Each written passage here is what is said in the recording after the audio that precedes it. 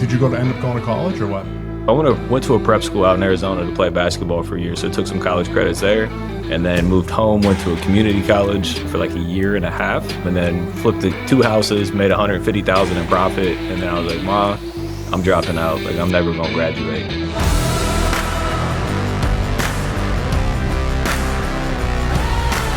Welcome to Behind the Rise podcast, hosted by the Perrina Brothers. My name is Angelo, and I'm joined by my brothers and business partners, Lucho and Valentino. On this show, we will speak to successful local, national, and global entrepreneurs, as well as discuss lessons we've learned in our 15-year career building a 9-figure organization. We're in the middle of building our journey now and want to share with you all the wins, losses, and lessons learned behind the rise. So, everybody, we got a special guest today, a good friend of mine, Austin Rutherford. He's a serial entrepreneur who's creating multiple 7-figure companies and has invested in real estate for almost a decade, completing hundreds of real estate deals, and he currently owns over $20 million in rental portfolio. His company, Elevated Life, shows others how to build wealth through real estate using other people's money.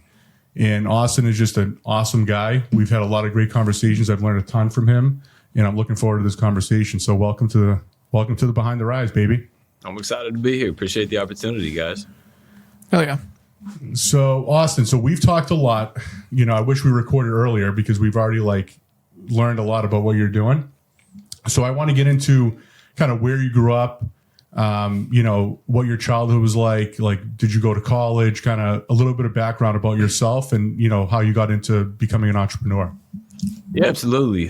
So my original dream was to go to the NBA. I had the hoop dreams, and going through high school, middle school, and high school. That's all I really ever knew. Worked out, multiple times a day. I remember riding my bike to the YMCA at 5 a.m. to get a workout in before school, and then riding it to school, and then going to school and riding it back to the gym after school, and then home after that. So that was the dream. Unfortunately, that didn't quite work out, and I grew up in Columbus, Ohio, moved to Arizona to play basketball for a year, fell out of love with the game, moved back to Ohio, and then, kind of worked my way into real estate thereafter. So were you like an A student, or what was your deal? Or were you another dropout? What's the deal here? Yeah, so I got through high school. I always promised my mother, I'd graduate, go to college, get a degree. When I brought a C home one time, and she's like, "What is this?" I was like, "Hey, that's average." "What do you mean, what is this?" And she's like, "Oh, so you want to be average in life? Like that's all you want?" And I was like, that was good. But I mostly brought in mostly A's, some B's. I was the type of guy when class broke 10 minutes early, I would do all my homework instead of go out, and mess around and talk with other people. Just kind of got everything done in school and, kind of made it through with A's and B's. Nice, dude. And did you end up going to college or what? Yeah, so I went to a prep school out in Arizona to play basketball for a year, so I took some college credits there, and then moved home, went to a community college for like a year and a half, and then flipped 2 houses, made $150,000 in profit, and then I was like, Ma, I'm dropping out. Like, I'm never gonna graduate. And this was during college? Yeah. While you were in school? Yep. How'd that happen?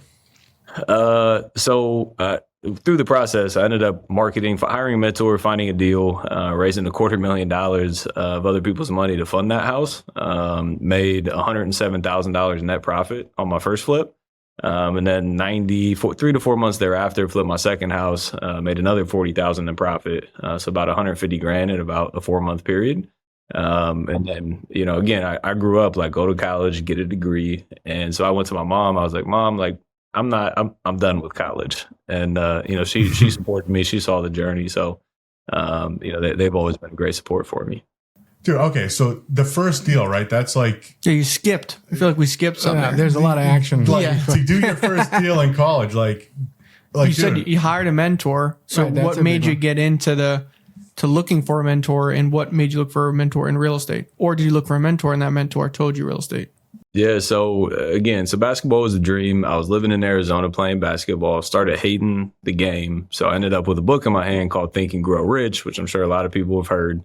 Opened up my mind to the possibility of, life. I love it. And, I was just sitting out there journaling one day, and I was looking at an 8-unit apartment building across the way. And it just clicked. And it was like, if there's 8 people that's paying one person money, he's got to be doing something right.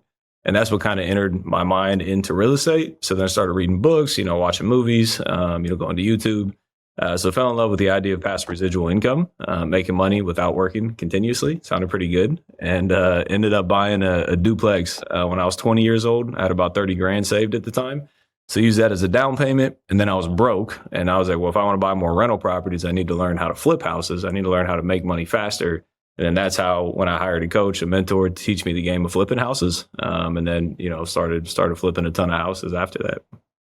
So, dude, to raise money on your first deal with no experience, right? Like that's where a lot of people, are at right now. Like they want to get into it, but it seems insurmountable, right? Like, how did you convince someone to give you 250 grand, with no experience? Yeah. So, leading up to that, so I hired a mentor, and then from that day to the day I actually made money flipping houses was a 16-month process. And during that entire time and before that time, I was trying to learn as much as I could about real estate. So I would go to every local real estate meetup event. I went to like a private money lending, like 2-day boot camp thing. Like I was trying to learn as much as humanly possible. So 10 months into that journey, I finally ended up getting a deal under contract, and it was a $74,000 purchase and a $170,000 rehab. So $250,000. I definitely didn't have the money. So I started asking people that I knew, and, I got the normal feedback like, no, not right now. It's probably too good to be true. And I remembered I met a lady a year prior at a networking event, and, we just connected. She was like, yeah, I just retired. I'm going to roll my IRA to a self-directed IRA and start buying houses with my own money. And I was like, oh, that's cool. I'm trying to get started. And we exchanged numbers, and, life went on. And a year later, I got this deal. So I picked up the phone and gave her a call. And she was like, yeah, I haven't got my first deal yet, but, I'm still looking. I was like, well, that's cool. I got my first opportunity. You got any interest in funding that deal? And, she came out, took a look at the property, and ended up funding that first deal for me. Wow. So you had the money to purchase it and fund the construction all through her. So you don't even need to deal with any banks for that first deal. Yeah. So no banks on that first one. Yeah. That's a beauty, right? And what you're year a young is kid. this? Yeah. What year was it? I sold it 4 days after my 22nd birthday, which I think was May of 2015, I believe. Okay.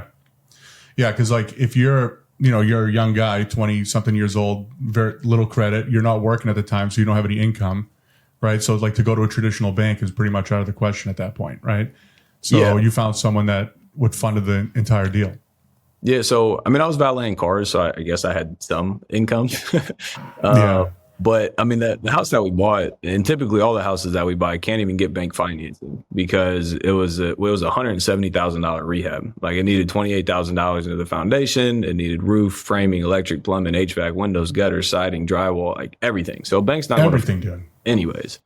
So, ever since that deal to today, we've done hundreds of deals. I've raised over $20 million. And every deal today is still funded by private money lenders. So we rarely ever use banks on the acquisition. But once we refi out of them on the back end, we always use banks, but it's all private money front end. I see. So dude, a project that big, right? Like did you hire a GC to do the project? Yeah. So I was clueless. Once I put it under contract, I had an inspection contingency. So during that time, I found a structural engineer through because it looked like something was wrong with the foundation. Then I also brought general contractors through to quote the job. So I wrote out a scope of work. It had, multiple contractors through to give me prices. And, one of the guys ended up coming back, roughly where I thought it was going to end up on the cost. And, I checked some references. It worked out. I thought it was going to work out and hired him, to do the deal. So, yeah, but hired a general contractor to do that first deal because I definitely didn't know what I was doing. Yeah. Do you still hire GCs today, or do you work with a couple that you work with all the time? Yeah, so it's mostly one GC now. So it started out general contractors, and then we started doing a lot more volume. And time is money because every day you have daily interest payments and taxes and insurance and everything. So once we started going, real heavy, I was essentially the GC personally, and then we hired out all the subcontractors. I remember so if you go through your call log on your phone, you can scroll back, and you can usually go back a day, 5 days, 7 days, whatever it is. when I was running the jobs, I couldn't even scroll back a day. Like that's how many phone calls I was going through, because I was just bouncing job site to job site to job site, calling all the people that are screwed up, calling people that need to show up tomorrow, and running materials all day Saturday and all day Sunday. So I was the GC, and now we just work with a GC, especially since I don't live there anymore. We we definitely pay a little bit more money than we could. But we don't have to worry about all the other moving pieces. Yeah. So like on a deal like that, right? Like how did you underwrite the deal? Like how did you know that there was profit to be made there? Like were you working with like a local realtor?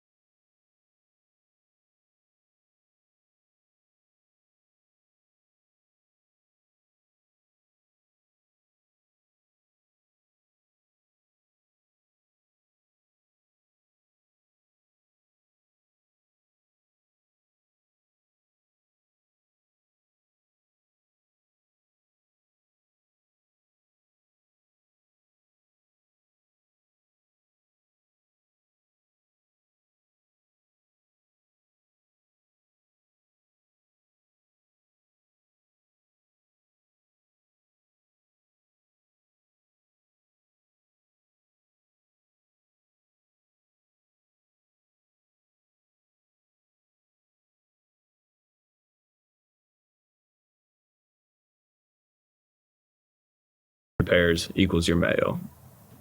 Okay, that's awesome. So now, like, how did you structure like the loan back to your original investor? Is it like a percentage, or were they a partner with you on the deal? Like you split profit, or how did that go?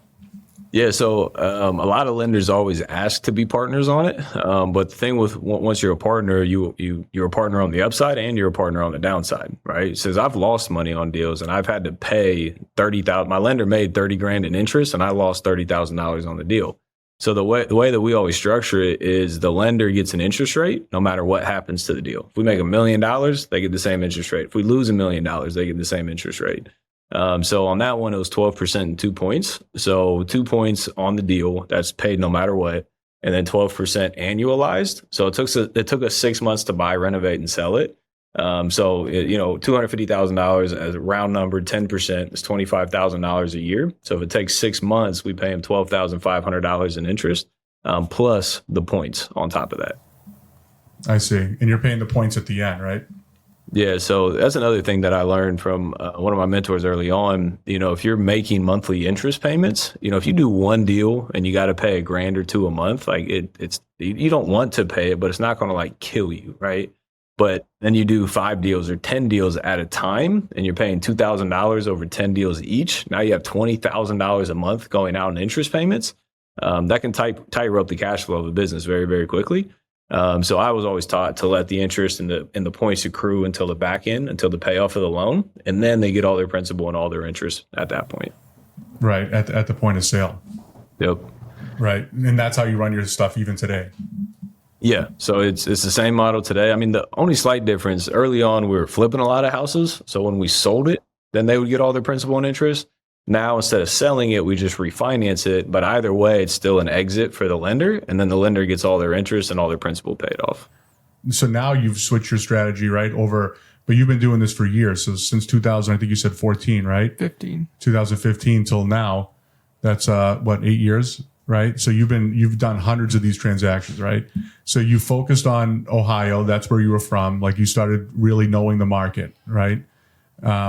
Was there any particular style of house you were looking for? Like, were you looking just straight single families? Like you knew the market for that?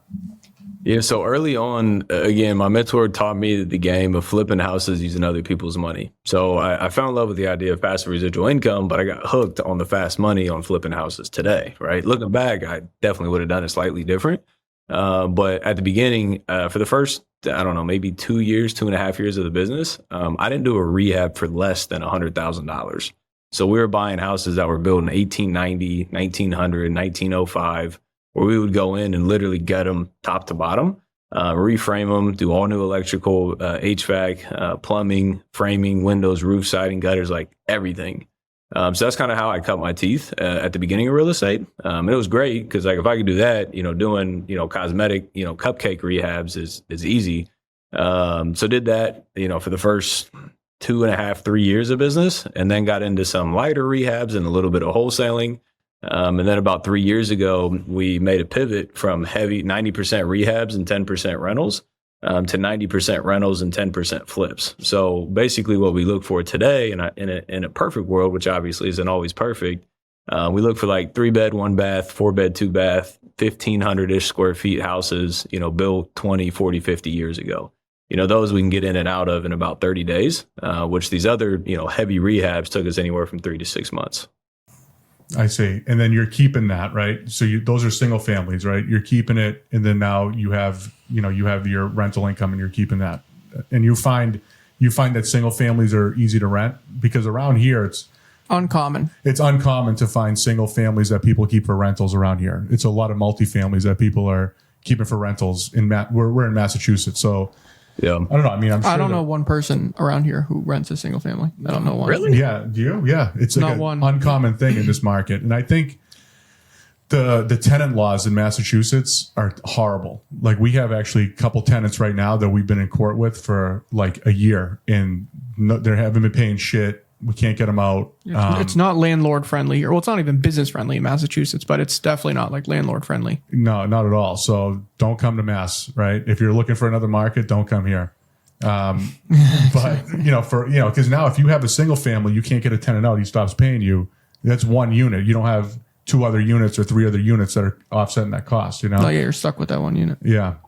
So I heard the same thing kind of early on, and I own a couple smaller apartment complexes, but most of them are single families. And if you own one, then yes, that's accurate. But if you own 50, it's essentially like owning a 50-unit apartment building. And like the first 1 to 10 suck because if you get a bad tenant or a heavy turnover, like you're losing money. Once you have 10 plus, if you get a bad tenant, the other 9, essentially will help cover any losses that you can feel. So you just got to, it's at scale. It's the only way single family works.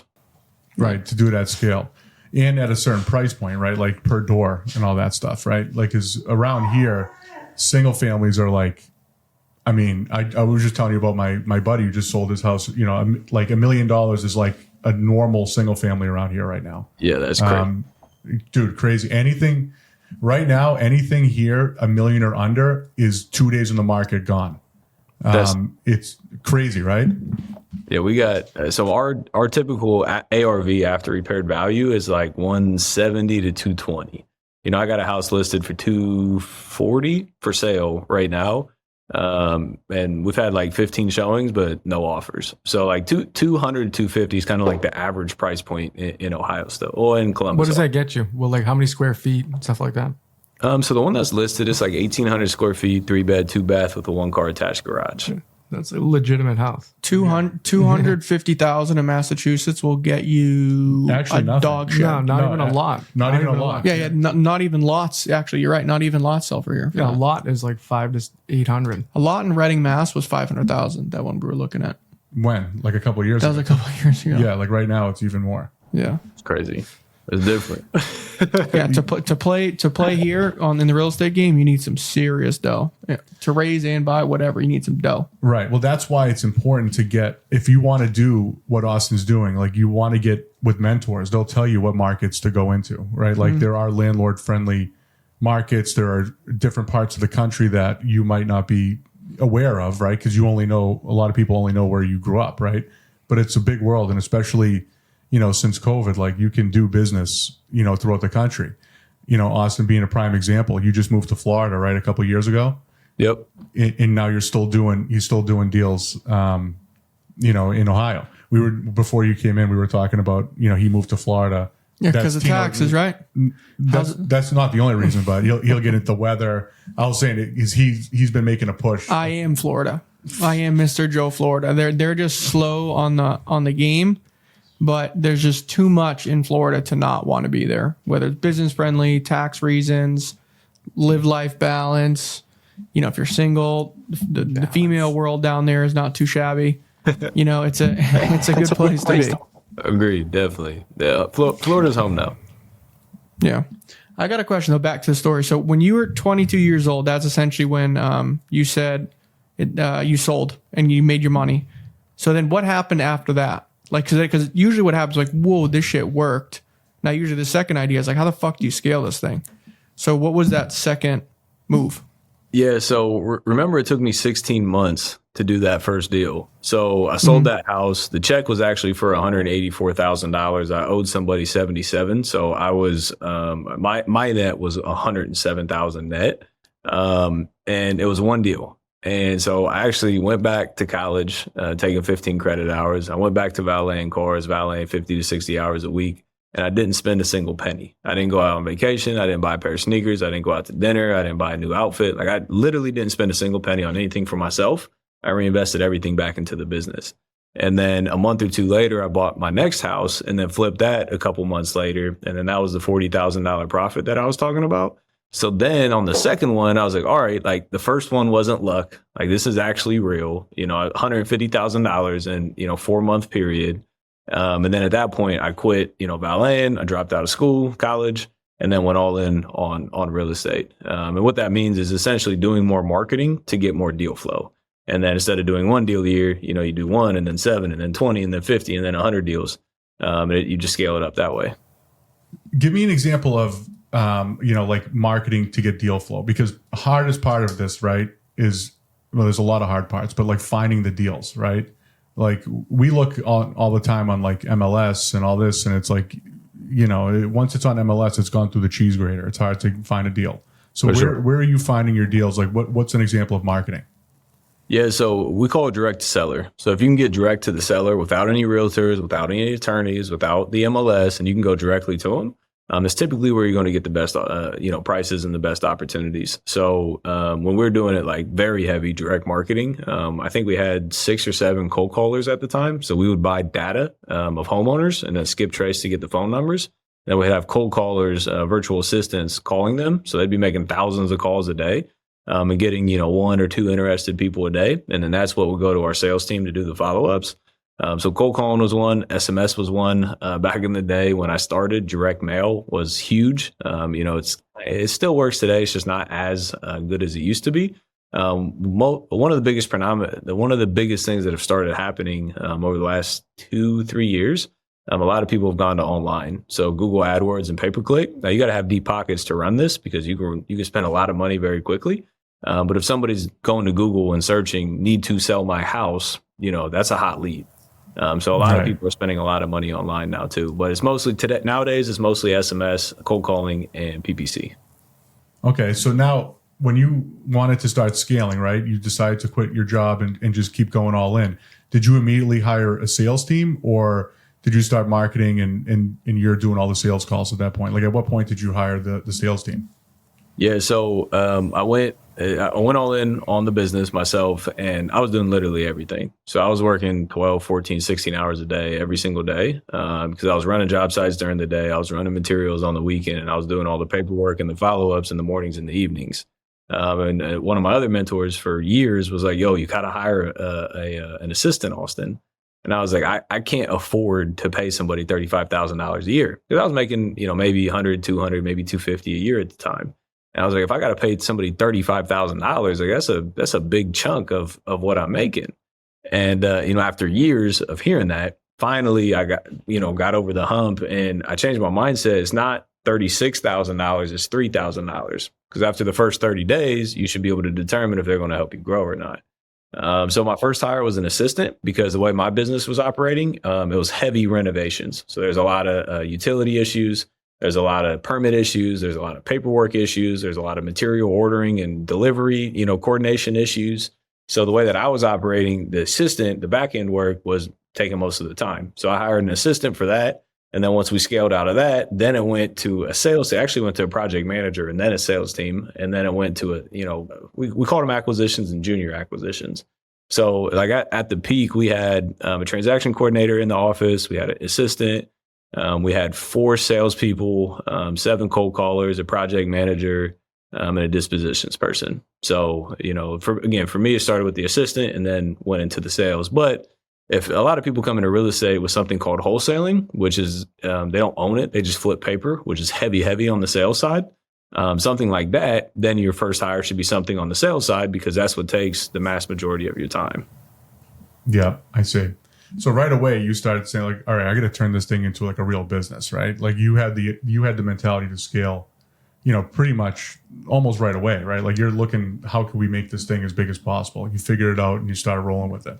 And a lot of that's got to do with your mindset and mentors. And I just wanted to highlight, there's a common denominator here amongst all the people that we've talked to on this show, in that you've invested into your mindset and into your personal development. Like you did that right away. Like before you even found your first deal, you had a mentor, right? Like that is so important that people don't realize. When it's almost like cliche at this point, people hear online, like you got to invest in yourself. Like, what does that mean? But like you do that even today. I mean, even with all your success, like we're in the same mentorship group together. That's how I met, Austin. To me, mentorship, it just closes the educational gap of making the mistakes that cost you like 3 to 5 to 6 to 7, sometimes even 10 years. Getting a mentor will literally just expedite that process to then save those years. So it's like if I were to give someone advice who's like young, it's like if you want to do real estate, find the person who's doing exactly what you want to do, pay that person, and you'll probably save 5 years and hundreds of thousands or tens of thousands of dollars of mistakes getting there. Right. Exactly. The fact that you figured that out when you were like 20 is crazy massive. You had a 10-year head start. Yeah, I mean, that first one, I literally pulled out new credit cards the night before and maxed them out the next day. So like I was all in on it. And even today, I spend $50,000 to $100,000 a year in, mentors, masterminds, 2-day workshops, whatever it is that I'm trying to, learn at the time. Like it's something I continuously invest in. And, it's funny to me, people are like, why would I pay you for knowledge? If it was that great, why don't you do it for free? Or, mentor, and like, or you're a scammer. Like there's this negative connotation towards it for some reason. And unfortunately, those people, are going to take 3, 5, 7, 10, maybe even a lifetime, more than a lifetime to get to where they want to go. Mentors to me is like copy and paste. Doing real estate is not rocket science. It's proven, it's done. There's plenty of millionaires out there. So if you can just give me the keys and I can copy it and paste it in my market, like why not speed up that process? I think it's an ego thing. A lot of people think like, oh, I'll figure it out. Like your ego gets in the way of just finding somebody who's done it. There's always somebody better than you at whatever the thing is you're trying to do. That, and there is a good amount of mentors in the market that are fugazi, that are just fake bullshit. They're good at selling courses, and they're good at selling mentorship, but they're not doing what they actually preach. Like they're not the expert, they're not the guru. So there is money you can spend that is like, shit, I didn't get anything out of that. And this person is clearly not who they said it was. So I think that's given the bad stigma to mentors and mentorship programs. A lot of noise online with that shit. Yeah, exactly. That's what I was going to say. I think social media, unfortunately, brought out the dark side of that as well. Anybody can look like anything on social media. So like in real estate, we have a saying is like, show me the HUDs. Like show me the signed closing statement of the deal that you closed.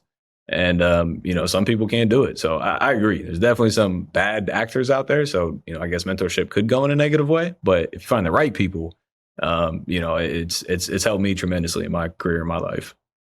I have a question. So when you were rolling, because your first 2 deals were good, sometimes the first couple deals, you always hear some horror stories. When was like the first time you got slapped in the face with a bad deal? You were like, fuck, I just lost 50 grand, or shit, this is going to go upside down. Yeah. So luckily for me, it was many years in. And I think part of why I didn't have more success too is because even today, a lot of people say I'm overly conservative. So I try to reduce the downside a lot more than I try to make the upside. That's something I'm still working on. So early on, I was very conservative, tried to buy, only great deals. So it's probably, everyone would say is like, well, if you haven't lost money on a deal, you haven't done enough deals. I was like, I'm doing deals. I ain't lost money. And, probably, I don't know, 4-ish years, maybe 5 into the business. We get into the like social media, right? Pumps your heads up. I got to do a deal. And, I didn't buy a deal for, I don't know, maybe a month or something, and came across this deal and basically tried to make force the numbers to actually making sense. So which that means you think you can sell it for more than what it's actually worth, and you think you can get the rehab done for significantly less than what it's actually going to cost you. And I thought I could do the deal in like 3 months. It took us 12 months, and all the holding costs, all that stuff added up. So I spent more money on it. I sold it for less, and I held it for way longer. And ended up losing about $30,000 on that deal. Luckily for me, it was years into the business where I had some money in the bank. But yeah, I mean, that hurt, spending 10 months on a deal and paying somebody to buy a house from me. Like, you buy the house and I pay you 30 grand to buy the house from me. It's not a good feeling. So, luckily it's only happened maybe 3 or 4 times in my career, but it's definitely part of the process. It's impressive. I feel like a lot of the bad deals that are made, even like with us, is anything that feels like rushed. Yeah. Like when you feel like that pressure of like, I got to get this done. I got to get, like, you feel whether it's like you didn't do it for a deal or a month and like you just want to feel this rush to get it done, I feel like that's when the mistakes happen. Another thing that I've seen is like when I buy a deal that's like partially done. So like, a homeowner tried to do the work or another investor started the work and they're trying to exit at this point. Like, every deal that I've lost money on has been like that, because we underestimate the rehab and we think that the electric's good, or we think that the plumbing's good, or we think that the vinyl siding was put on right, or we think that the windows were put in right. And then once we get in and start it, like, the electrical doesn't pass, the plumbing doesn't pass. There's water running behind the vinyl siding. So we got to rip off the vinyl siding and redo it. So we always end up spending more money. So like right now, like, I'm not buying deals that are partially done unless I get like a home run, unless I can budget to redo everything. Then I'll buy it because it doesn't matter. But I'm not buying a deal that's partially done that I don't have the budget to do it the full way the first time around. That's a good tip right there. Mm-hmm. That's probably going to save some people some money. I mean, there's a reason that people are like, if you're a developer and you're trying to sell it midway through the project, there's probably a reason why. Agreed. Yeah, exactly. Yeah. And who's going to find out? You don't want to be the one to find out why. Yeah, the shit with your shit in the bag. So I have a question. So you were focused on Ohio. Did you ever, or when did you expand to new markets, or did you, or is your bread and butter Ohio? Yeah, so we did something called wholesaling. So we flip paper, basically. Mm-hmm. So everything I've ever purchased has been in Columbus, Ohio. I've wholesaled some deals in Cincinnati, Ohio, and I've wholesaled some deals in Nashville, Tennessee.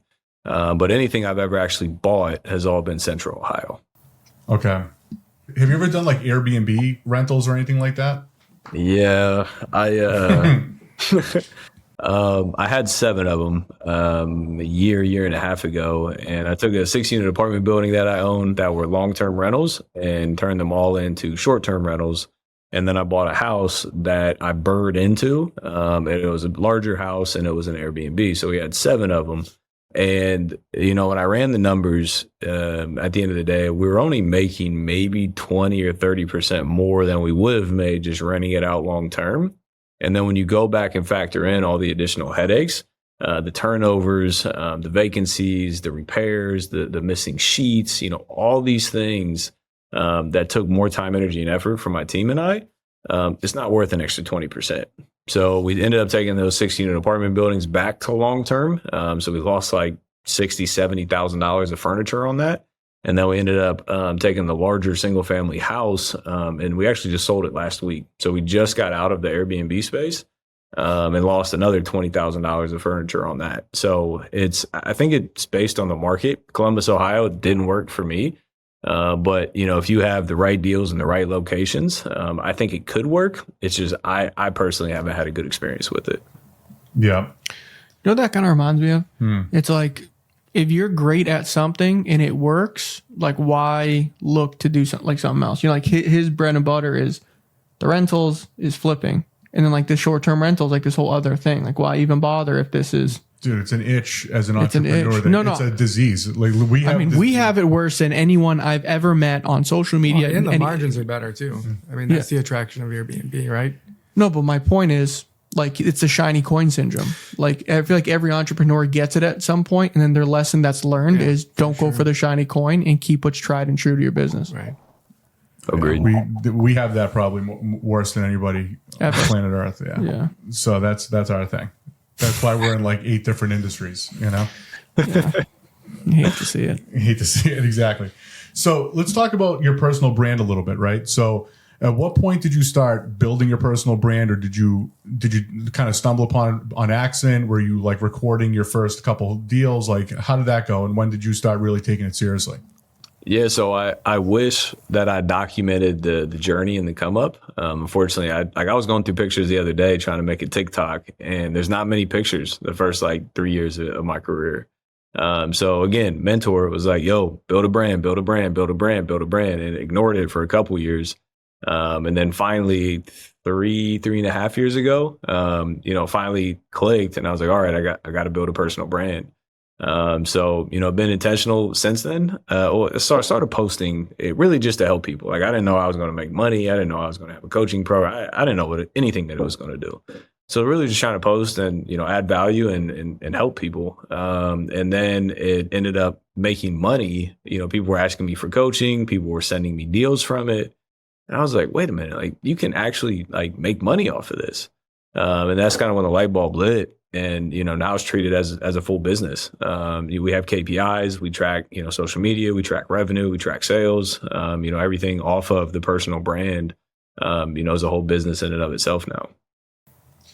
Yeah, you used the key word there. You started posting and stuff with intent.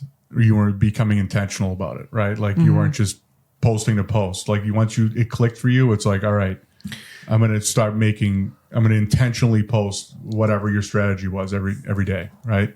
Yeah. It takes a lot of effort, dude.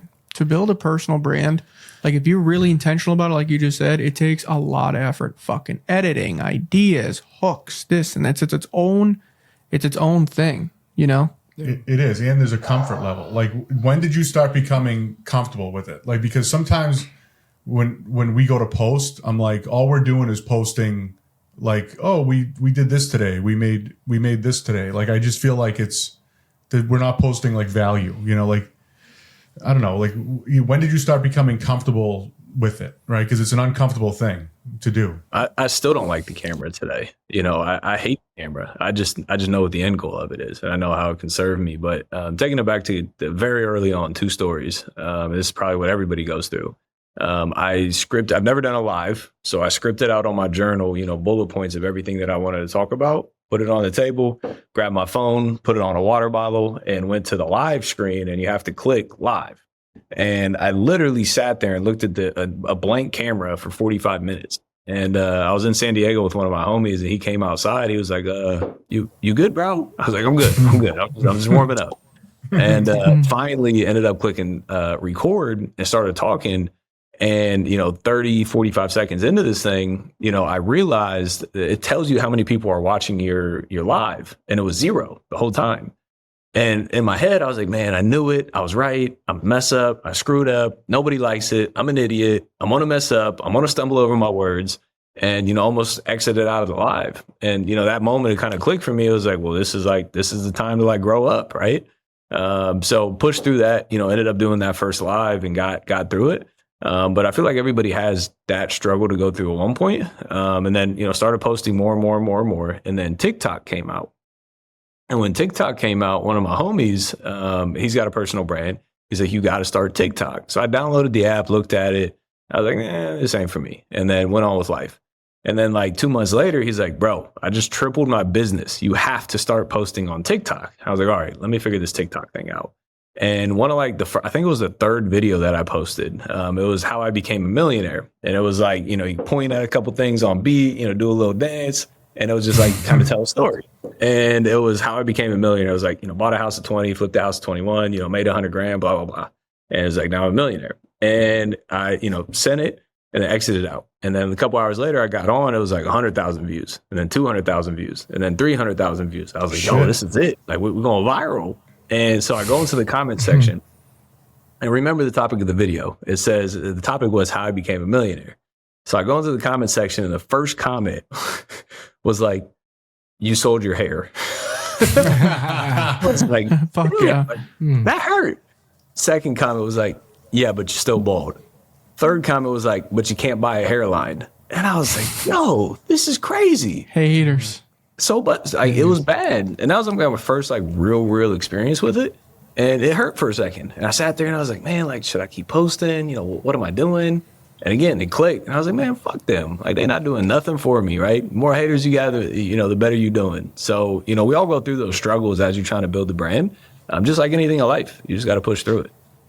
Yeah. For the record, you have a beautiful head. I love your Just wanna say head. that. You got a great head. I'm going bald too, so I love it. power to the bald guys. So, did you have a strategy when you were launching, or was like some people have a very very specific strategy? They'll look at another person that they want to mimic, that they do what they want to do, and they say, "Oh, I'm going to copy that video. I'm going to find all the viral videos and start kind of taking these topics," or was it just I'm just going to fire from the hip? Yeah. Early on, I had no idea. I was just firing from the hip. And then, so there's opportunities that come in life, right? For me, it was TikTok at the beginning. It was new. There was a lot of eyeballs on it. There was few people on it. And when that, that started happening early on in TikTok, I would post 5 times a day and go live 5 times a day. So wow. The live was key back then. I was going crazy on it. And it was every day for months and months and months and months. And I think that's a huge thing. Without TikTok, I don't know if I would have, I know I wouldn't have the brand that I have. I made one post on TikTok, got 250,000 followers in 48 hours. That one post got tens of millions of views between Facebook, Instagram, and TikTok. Got shared on Millionaire Mentor, got shared on, all the business, everything went crazy. That's how most people know me today, is that one video.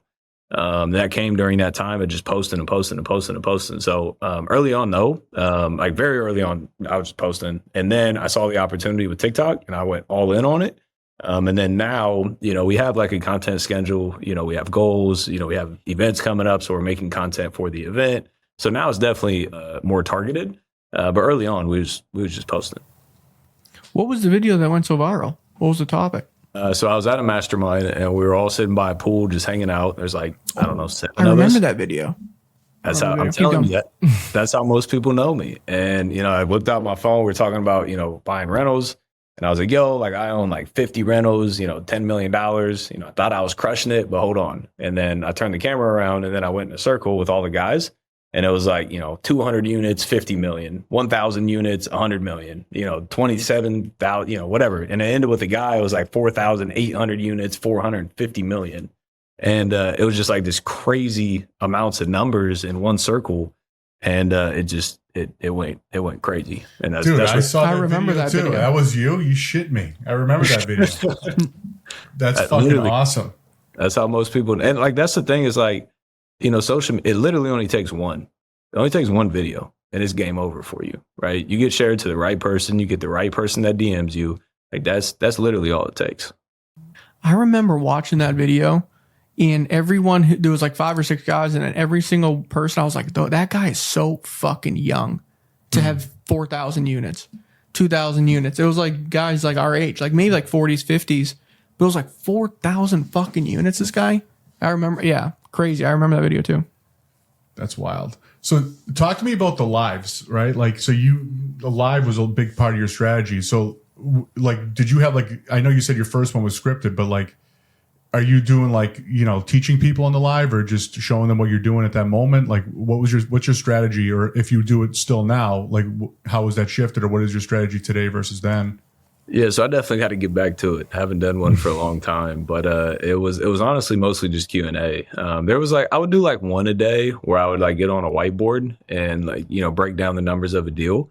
But all the other times it was just Q&A. As soon as it popped on, there was hundreds of people on there because that was at the time. So if you do a live as a video is going viral, you'll have way more people on the live than just doing a live, at any other time. So it was during my blow up. So there's, thousands and thousands and thousands of people hitting my page every day. So as soon as I would get on, I would hundreds of people, and it was just question. And I would just sit there and just go through and answer the questions and, be myself. So, I can still do that today. I need to get back to that today. And then I would teach something on a whiteboard, most likely, just basic numbers on a deal, why this deal makes sense, or deal or no deal, or something like that. So, yeah. But a lot of people just want to know Q&A. They just want to talk to you. Yeah, that's awesome. What's your social media at right now, following wise?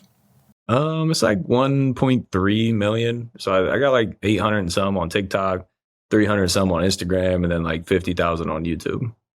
Nice. That's YouTube awesome. is where it's at, dude. There's a crazy following for YouTube. If you can get 100,000, 200,000 subs on YouTube. It's hard to get subs though. I know, dude.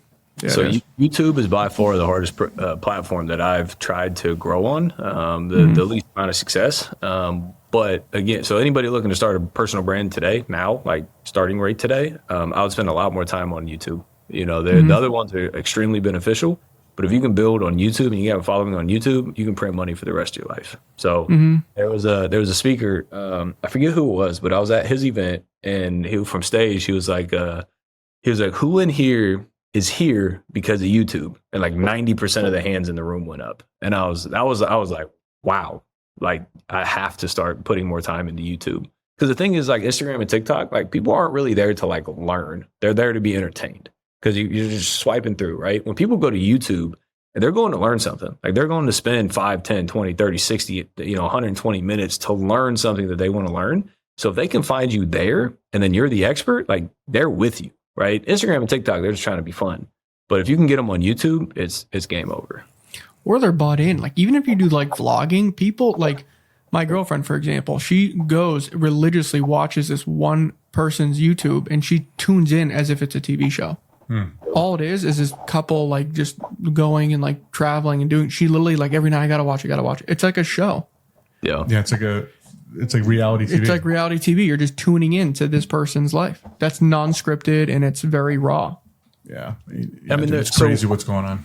So content is like educational is one aspect. That's essentially what I do. You know, I'd like it to be more lifestyle. So, we're making content specifically for lifestyle because I want to, veer off into that niche as well. But it's educational content, it's lifestyle content, like you said, and then it's funny content. Those are kind of like the content spectrums. And the educational, financial, you can typically make the most amount of money off of actual products and YouTube ad revenue. The lifestyle, in my opinion, has the broadest audience though. So, it's kind of like Jake Paul, Logan Paul, I forget which one it is, but their prime drink, it's $1 billion just because of the following they have on social media. I was watching a thing about them, dude. The Prime brand is so impressive. They sold 100 million bottles in 1 year. It's without his personal brand, no chance that would have even done a quarter of what it did. Exactly, dude. And that's the point we're making earlier. Once you have that personal brand, you can sell, you can do anything. Like I think it was Alex Hormozy that said that, a personal brand today is the equivalent of like having like an oil field back in the day. Like that's the type of wealth. If you look at like the wealthiest people like in America today, it's like The Rock, he's got like the most followers, like Kim Kardashian, Mr. Beast. Yeah, Mr. Beast. All the people who have the biggest personal brands, those are the people who have the most power. But you want to know something funny though? But even though we know that, right? There's always like a reluctant to spend on it. Like a reluctant to hire like a full-time video guy or like, because you never feel like you see the ROI so fast. Yeah. So it's like, oh, should I do that? But 10 times out of 10, investing in your personal brand is always worth it. We was talking about that before this video, and I want to say it again. But when people ask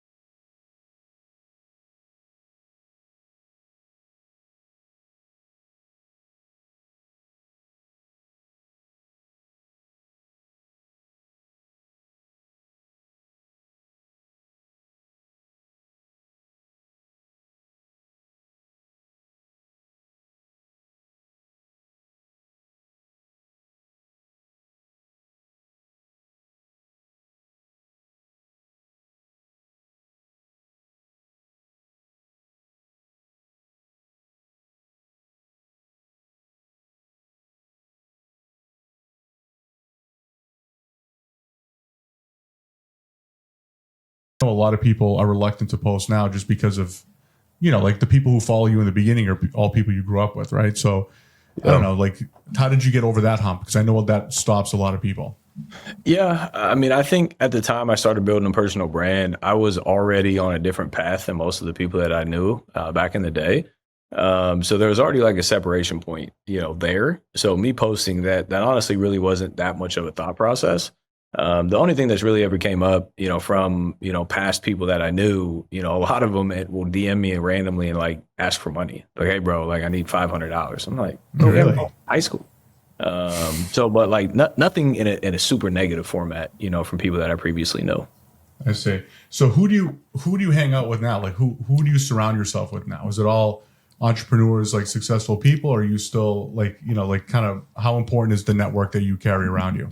Yeah, network's everything, so I've got like a high level mastermind, a lot of guys in there I spend a lot of time with. One of my boys, he's got a huge personal brand. He's a personal coach.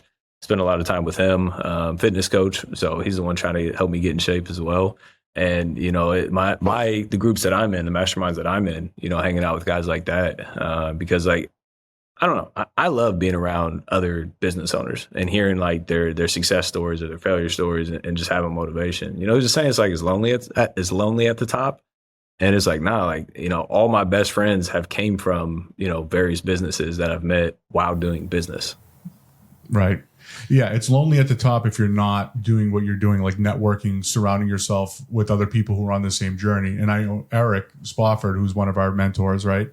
He talks about that a lot. Like this journey, it's a hard journey. It gets difficult at times, but surrounding yourself with people, in the group and people like him who've been through it, like that's who you want to spend your time with. Like I had a situation the other day. I actually called Eric in the morning.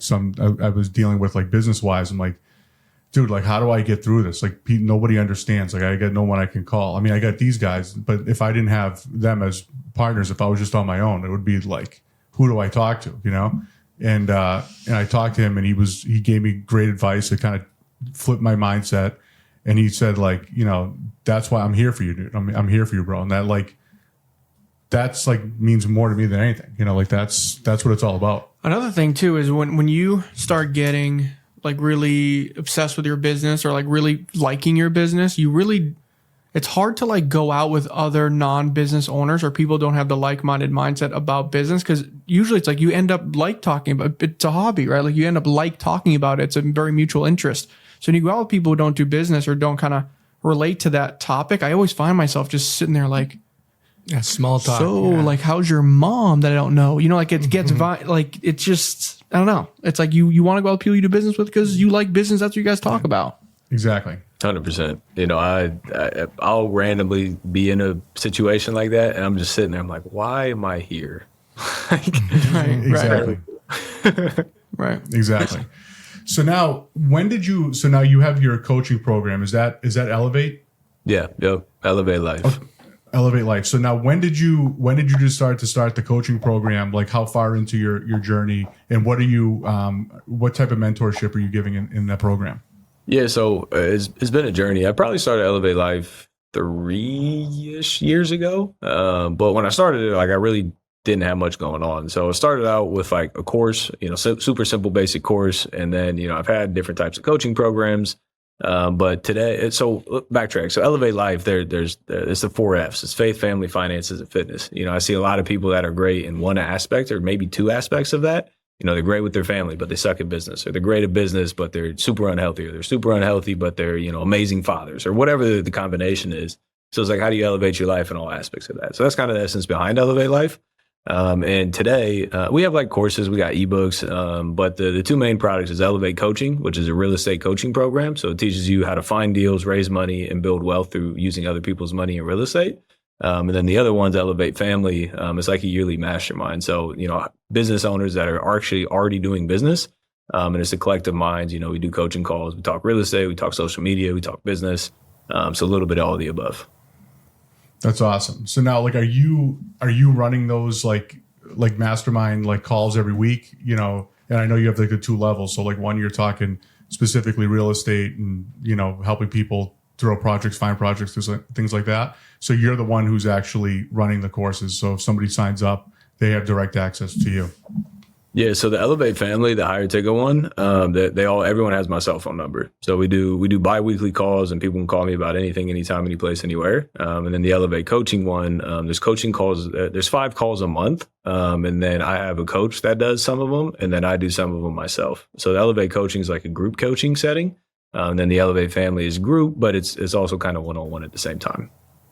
Yeah, that's awesome. So you're doing that, and then you're also in other groups yourself, right? So you're always learning. That's something that is a common trait amongst all successful people. Like if you think like you could be like, I already know everything. Like what do I need to learn? You know? So that's a trait that's, you know, indicative of like somebody successful. So you don't think you're better than everyone. Like you're trying to learn, you know?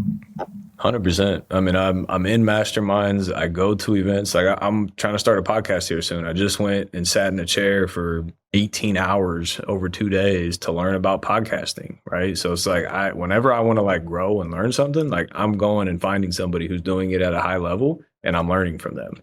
So, you know, I think you said it earlier. It's like it's an ego thing. Most people are like, oh, well, I got a personal brand. You know, I'm successful in real estate. Like, I'm going to figure out this podcast thing on my own. Nah, like, help me. Like, I need help. Right, exactly. The other common thing is you're going to learn that thing and you're going to implement it fast. So you learn it as fast as humanly possible, right? And then you attack the shit out of it with speed. Like, you see the people who are a little more amateur, like they're trying to learn something new. It takes them forever to roll something out. Like they're taking a course, but they stretch it out over friggin' 3 months. Yeah. You know, like the true winners, they friggin' fill their brain fast and they start executing like nothing else matters. Yeah. 100%. Yeah, speed of implementation. You said you started that 3 years ago. That was during COVID? Because COVID was a crazy, everyone's COVID story is so different. It either elevated them or it kind of shot them in the foot. With real estate, with flipping and buying and stuff, I'm not really sure how that affected you. What was your kind of COVID story? Yeah, so the personal brand, I had a decent, an okay personal brand before that, and then TikTok came out, and then again, that's what really, you know, set off the trajectory on the personal brand. But on the real estate side, the entire market froze everything for like a 30 to 60 day period. Like everybody was like, oh God, like what do we do? And then after that, you know, it was one of the craziest runs, you know, ever in real estate. So, you know, it was weird for like a month or two. But, you know, to me, that's like nothing. And, you know, it blew up thereafter. So, you know, we flipped a bunch of houses, bought a bunch of rentals. I wish I bought more rentals. But again, it's like that little fear in the back of the head. And this could be, you know, through COVID, or this could be you just starting your journey, you know, as an entrepreneur, as a real estate investor. It's the what if. It's like, well, what if, you know, the market does crash? Or what if, you know, we don't have the, you know, the stimulus from the government? Or what if, you know, real estate does disappear, right? It's always this like 1%, you know, what if in the back of your head. And like COVID may be like an anomaly. It's like nobody really knew what the hell was going to happen. But in real estate specifically is what I'm talking about. You know, people get into the game and they're like, hey, what if it doesn't work? What if I don't get a deal? What if, you know, I was wrong? The cool thing with real estate is not an if game. It's a win game. So it's not if this works. It's only when this thing's going to work. So I wish early on I got rid of that tiny little 1% and actually truly genuinely went all into the game. I'll tell you, that what if stopped us from buying a lot of good deals of properties back in the day with you and Dad, or just us in general. Like that what if, that little bitch fear voice that kind of comes in and fears you away from things that your gut tells you is the right deal or the right move. Man, with us, that has really fucked us in the past. Yeah, I mean, we try to protect the downside. Like you mentioned that earlier, a little too much. And it's like, if you look back and all those deals that you walked away from for like 5-10 grand, or you got stuck on like one little piece of the deal, that if you just push through, like we first started buying rental properties. We haven't done that much flipping. We do, but not that much. We're more buy and hold. So I think I graduated college at like 2008, right? And the shit hit the fan right when I got out of college, and we started getting some properties like, you know, 2009, 2010, like when things were best time ever to buy. Yeah. I can't tell you how many deals we walked away from over like 10 grand. Looking back, like I remember there was a 3-family right around the city of Boston, and it was 250,000. No, it was a 4-unit, 250,000. And there was one person that lived in one of the units in one of the bedrooms that didn't want to move out. He was like staying. So we told him like, we want that guy out or we're not going to buy it. So they sold it to somebody else. We didn't buy it over that one guy being there. That property today is worth probably like $1.4 million. you know? So instead of just going in there and saying like, buddy, here's $5,000, get out of here, you know, or dealing with that guy, we lost out on like over $1 million in equity on that property. So that happens so many times. But again, hindsight being 2020, you know, like you said, real estate, it's not a matter of if, it's a matter of when. So if we just, you know, like, how are you navigating that? Like right now, there's so much uncertainty in the world with the interest rates going up and, you know, who knows what, like if you have like a flip going on and it's got like a 1 year horizon or whatever, like, you know, how are you getting around that right now? Yeah. So we stopped doing high end long term projects. So anything that's heavy renovation, you know, like 6-month rehabs and or higher price points, which in Ohio, higher price points like 600-ish grand. You know, we stopped doing that. Unless, again, it's just stupid, dumb margins, you know, where you can't lose. You know, we got out of that. So we're staying in the entry level price point, you know, $20,000 to $50,000 rehabs, you know, we can crank out in about 30 days or less. And then the entry level price point. So, you know, our goal is to refinance it. And if for whatever reason, you know, we can always sell it because in the entry level price points, there's always going to be a buyer or you can own or, you know, sell or finance it or, you know, rent to own or lease option. Like there's multiple exit strategies within that. So, we're staying in those price points. And then, you know, again, just the goal is to keep everything as a rental property. You know, sometimes it doesn't work and then we got to have exits. Yeah. It's, you know why? Because it's disciplined, you know, discipline on your guardrails. That his guardrails are, you know, within 30 days, it can't be more than this. Like that's what keeps you so disciplined to what you do. Once you start going out of your guardrails, you start becoming more uncertain with your stuff because you don't know it that well. You start making mistakes. You start risking more. But if you're doing your guardrails, if your guardrails are up and you're buying what you're buying, that's when, you know, yeah, you got a strategy and, you know, and you're sticking to it. So how are the interest rates like, you know, on private money right now? Like what type of interest are you paying now? I know back in the day you said it was like 12%, 2 points. What are you seeing right now? Yeah. So I'm typically paying about 10%, no points. And baby, you got a better deal now? Yeah. You fucking kidding me? Give us that guy. Yeah. We need a couple, 2-3 of those. Yeah.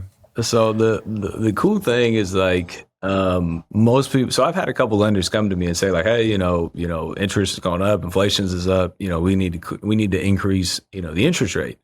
And I was like, I get that, but also your money being with me and not elsewhere, you have lost 0. Everybody else is down 35%. So you're actually net positive 45%. So to increase the interest rate really doesn't make sense. Honestly, I need to decrease the interest rate because the prices are getting higher and it's harder to make deals make sense. So I can return your capital to you, or I can keep it in play and continue to pay you, you know, like I've been paying the last 3 years. But instead of 12%, we needed 10%. Instead of 10%, we needed 8%. And most lenders have came down. I don't think that's for everything. But it's like, again, it's two variables. One, I'm not going to the guys that have $50 million. Like they get the game. They want equity. They want their points. They want all. Like that's how I lend. Like I want it all, right? I'm going to the people that don't know about what this is. They don't know about private money. They've never bought a house before. They've worked for 40 years and they have, you know, $200, $500 million in a retirement account that they're scared to put into the stock market because they just lost 30%, right? Or they're scared to put into a bank, you know, on a CD or whatever, because banks are going bankrupt or whatever's going on. So I can come in and give them another opportunity and teach them how to invest with me where they have real collateral at 70 cents on the dollar. So even if the market crashes 30%, you're still net positive. You have a business guarantee by me. You have a personal business guarantee by me. I have a, you know, multi-million dollar life insurance policy. If I was to die, everybody gets paid out day one. So you can go and risk it on these other things, or you can invest with me. And essentially, I can't say it's, you know, guaranteed, but it's like, where's the downside in it? Right. Right. So, you know, if you know how to talk about it, you know how to sell it. You know, again, the non super educated, successful entrepreneurs, they know what it is. But the other people that you're giving them an alternative option to the fear that they're sitting in, you know, you can raise a lot of money that way. I see. So are you still raising like per deal, or are you like more like at a fund level right now? So are you like, you get a deal, you're raising for that in particular deal? Yeah, so it's still by deal. I've contemplated doing funds multiple times. I just haven't yet. But yeah, it's deal by deal still right now. Okay. Yeah, that seems to be the cleaner way to do it. Once you do a fund, it's like a whole new set of rules. Yeah, you need so many attorneys and shit involved. There's so many guidelines, and if you break it, FCC's involved. Like it's a lot. My biggest fear with the fund, outside of all those things, which I agree with, my biggest fear with the fund is like, you know, you go raise a $5 million fund and you're paying, 8-10% interest on it, whatever the number is. And, you hit a dry spell and, you don't have the deal flow that you need to have to place that money. And now you're paying 10% on money that's not making you anything. And that's always been my fear is like, when I pay you off, the clock stops. When I borrow, it starts again. So if the money's out for a month, like you just don't get paid for a month. And obviously I try to keep it in play as much as possible, but that's always been my biggest fear is like, having a huge lump sum of money that has to be placed all day, every day. And, running the downside, right? Reducing my downside, not wanting to or having to come out of pocket for that stuff. Right. And you'll be forced, you'll force yourself to get into bad deals potentially just to keep that money in play, right? Rather than being disciplined and waiting for the right deals. 100%. I never even thought about that, but absolutely. I agree with that. Exactly. It's like, it's like, shit, I got this money. I got to pay the interest. So even if I do this deal just to get the interest payments back, without any profit, that might be something that you think you have to do, Yeah. Yeah. That's smart. All right. So what's the future hold? Like do you have like a goal for like how many units or how much property you want to acquire? Like, what's the next like 5 to 10 years look like for you? Yeah. I mean, the random, number out in thin air, is 100 million. So we're at like 20-ish right now. Over the next 25 years, that 20 will turn into 50, just based on appreciation alone. So in my mind, 100 mil is already there. It's just how do I take it from 35 years to 20 or 10 or 5 years, right? That's what I'm trying to play right now. So number one is buy more real estate. I just bought a 16,000 square foot warehouse a couple months ago. That's my first like industrial complex. I love it. It's been great. Looking at buying some more of that, so get into bigger deals. And then number two is continuously build the personal brand. I get a ton of deal flow. The warehouse came from social media. I get a ton of deal flow. I make a ton of money. I have affiliates. I have coaching. I say eyeballs is currency. If there's, a million more people that know who I am, I promise you I'm going to make more money. So, buy real estate, build the personal brand.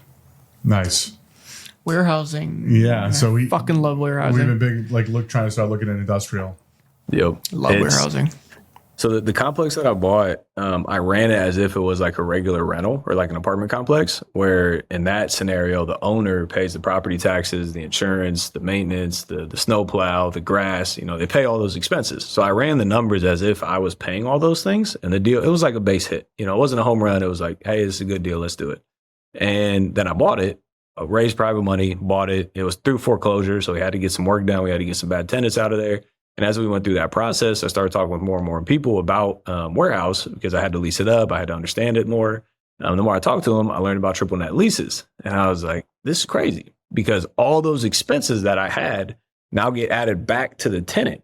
So, my income, got boosted by 35% because all those expenses went back. So I bought it for $600,000. I thought it was worth like $950 to $1 million.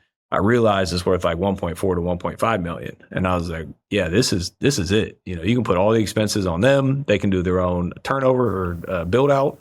They have 5-year leases with automatic rent increases. I was like, I like this. So yeah, going down that rabbit hole now. And there's a lot of tax benefits that we learned about with cost segregation studies and all funky stuff you can do with commercial spaces. 100%. Cost segs are a whole nother animal in and of itself. When you really understand the game of that and real estate investing, at the end of the year, like let's say you net $1 million. At the end of the year, you have an option to write a $300,000 check to the IRS, or you can write that $300,000 and not necessarily buy like assets at value because you won't get enough write-off. But if you do what I do is like burr into some of these properties, and instead of being, net zero, getting a free property, leaving $5, $10, $20, $50, $100,000 into these deals, depending on the size of the deal. You do a cost segregation study and, you buy 3 buildings, 100,000 each that you got to leave into it. And those 3 buildings, after you do a cost seg, give you $1 million write-off.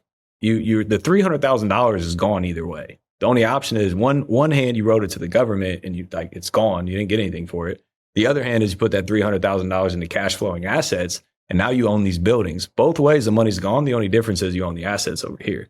So when you really understand that game, it's like, oh yeah, like we have to buy more real estate. Yeah, I'd rather cut my leg off than give Biden another dollar. That's how I look at this thing. Yeah, I mean, that's a big deal. Do you ever Do you ever like buy any properties with your own money? Is it always this strategy?